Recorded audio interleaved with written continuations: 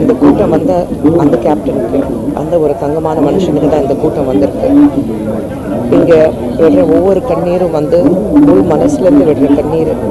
ஏன்னா அப்படிப்பட்டவர் யாருக்கு எந்த பிரச்சனை இருந்தாலும், அது சினிமா இண்டஸ்ட்ரி இருக்கட்டும், இல்லை வெளியில் பொதுமக்கள் இருக்கட்டும், அது இறங்கி அவங்களுக்கு பிரச்சனையை தன்னுடைய பிரச்சனையை ஆக்கி அந்த பிரச்சனையை தீர்க்க வைக்கிற வரைக்கும் நிம்மதியாக இருக்க மாட்டார். ரொம்ப பர்சனல் லாஸாக இருக்குது எனக்கு இது. நான் சினிமா மட்டும் இல்லை, அவர் நடிகர் சங்கத்துடைய தலைவர் இருக்கும்போது அவர் கூட நான் வேலை பார்த்துருக்கேன். ஒரு எக்ஸிக்யூட்டிவ் கமிட்டி மெம்பராக இருக்கும்போது அவர் எப்படி ஒரு சின்ன ஈகோ கூட இருக்காது.